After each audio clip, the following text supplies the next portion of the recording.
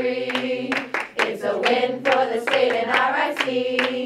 We're the first public college in the entire state. Every building's on campus are so out of date. Every student has classes engaging early, but there's been no renovation since 73.